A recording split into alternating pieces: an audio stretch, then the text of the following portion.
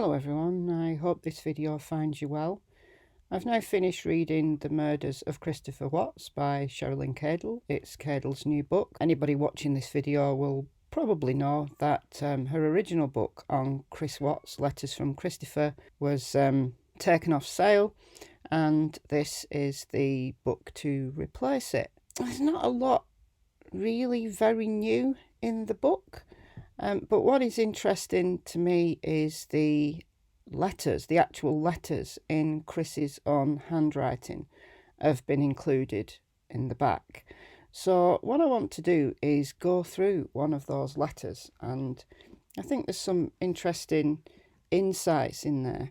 And this is ahead of a video that I'm going to do on the psychology of Chris Watts. That is coming soon. So having the letters in his own handwriting are actually really useful in that regard. So I'm not going to read it all word for word. I'm just going to pick out some of the interesting parts to it.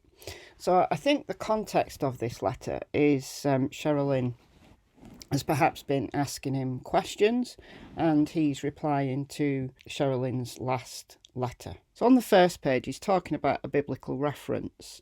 And I'm not a religious person, so somebody who understands the scriptures would probably be able to put this in better context. But from Chris's mind, from Chris's mindset, I find this interesting. In regards to the fruit that we bear, that deals directly to whether we are listening to the mind of the Spirit or the carnal mind.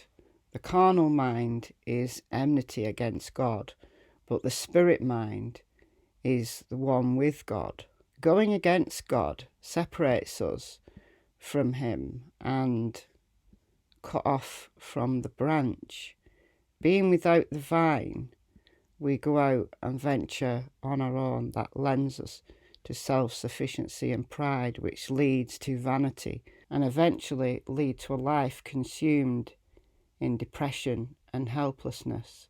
However, living in the mind of the Spirit helps us yield so much fruit. Perhaps reading between the lines here, what Chris is trying to say is that during his 2.5 months or so, when he was having his affair with Nicole Kessinger, perhaps he felt cut off from the vine. Perhaps he felt consumed by the carnal mind. I mean, he talked about being possessed, didn't he? Possessed by a demon. But the carnal mind that has led him to the terrible events of August the 13th, 2018, being cut off from the vine, being cut off from his normal self, perhaps. Because the thing with Chris, the thing I'm finding with Chris, he didn't really know himself. He was always guided. He always needed to be guided by other people, whether it be his mother or Shanann. He's never really developed an identity of his own, or so it seems. Maybe when he did venture out on his own and become powered by that carnal mind, he couldn't cope with it. Perhaps. He goes on to talk about Nicole Atkinson, a little bit about Shanann's relationship with Nicole. And then this is interesting. I mean, this has been debated by other creators, and I'm not going to dwell on this too much, but this is really odd. I never knew anything about the Child Protection Services. Supposedly that Shanann was only allowed to be around the kids on her own for 90 minutes a day. It's something that he'd never been aware of.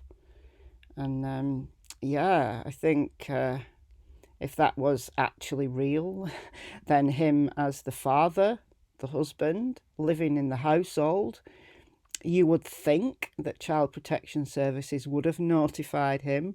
Absolutely. So I think that's it's really quite some nonsense that's been spread. There's lots of nonsense that's being spread. Presuming that Chris is telling the truth here, then yeah, maybe he's debunked that one. This was written in June 2019, before the original Letters from Christopher book was released, and he likes the title, Letters from Christopher, with the subheading Hope, Wait, Trust.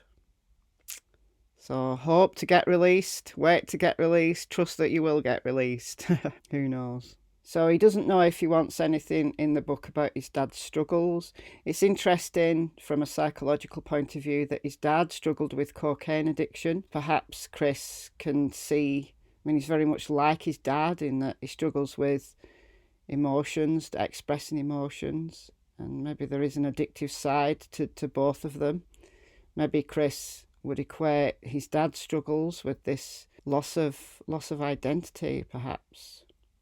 Talks about his daily schedule. And then interestingly, he starts to talk about his marriage with Shanann, and he never saw his marriage as a struggle until he met Nikki. This temptation brought out any negative perceptions he had about his marriage that perhaps were there. There was perhaps some resentment there, perhaps, and it shut away the good. So he only focused on the negative and shut out all of the good. All-consuming addiction. I can't say Shanann was my soulmate because we were so different, but he loves her. There was fearfulness, there was nervousness on my part. I never thought it was healthy to argue, and I just got on with things, didn't I? I was never an argumentative person. This type of peacekeeping made me walk on eggshells to make sure I didn't screw up. So he was doing everything to please her. He was a people pleaser.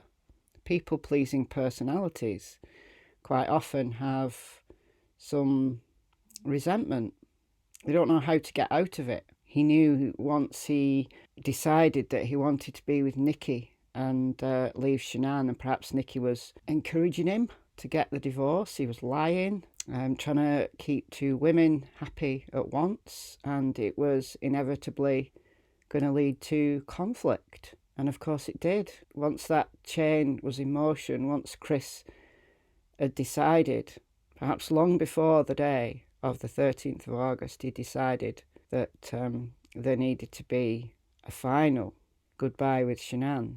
He could block out everything else, just acting in the carnal mind. Very sad. The fact that I could shut down during an argument was a product of my... I can't see what that says. I knew anything I would say would be of his importance, wouldn't contribute, would only make her angry, even more so. So Shanann was kind of the fiery go-getter. And Chris struggled with that. Struggled with that a lot. Doesn't mean to say you got to go and murder your wife because she's an angry go-getter. Avoiding eye contact, nodding like I always would. We didn't argue a lot, but this is how it transpired each time. I guess you could say. So it's him backing down. It's his cowardice. Part of his personality. Sure, every relationship needs a plan, but ours, we just needed to sit down and express ourselves. Maybe if they could have done. We unfortunately never got to do that. She may have not been my soulmate, but she was my baby girl, my boo, my wife, my friend. I love her with all of my heart. And then he apologises to Frank and Sandy and Frankie. I'm sorry for the pain and the utter anguish that I've caused your family. It's a tragedy. It is indeed. I want you to know that I still consider you my father-in-law, my mother-in-law, my brother-in-law, and that I love you all. I pray that one day you will have forgiveness for me. I don't know how anyone can forgive something like that. I don't think forgiveness should be something that Chris could even possibly ask of them. To Shanann, Bella, Cece and Nico, I love all of you to the moon and back. Or as Bella would say, I love you all day. You guys will be my shining stars, my light in the darkness, my guardian angels. I'm so sorry for the pain I've caused you. It rips my heart. knowing what happened, a husband and a father, are true blessings from God. I was blinded from those gifts.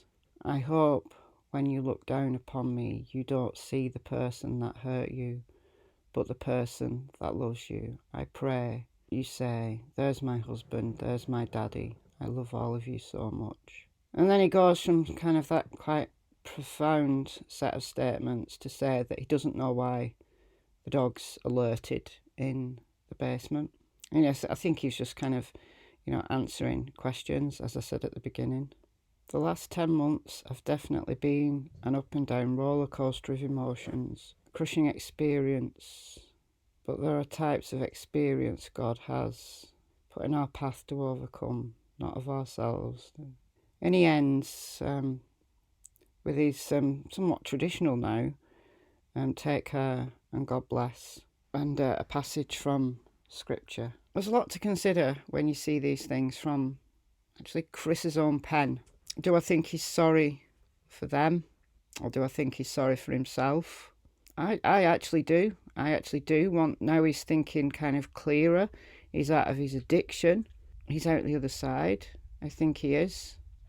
I think he is sorry. And I think he's right that if he hadn't have been the kind of the people pleaser who hid his true self so much, and he just wasn't able to express his true self. I don't think he even had a true self. Maybe he's only just now starting to find aspects of himself, but he's doing that through Scripture. He's doing that through someone else. He's externalizing himself through someone else. And all he's got left is Jesus Christ and the Bible. He's now expressing himself through Christ. I'll be back soon with some psychology.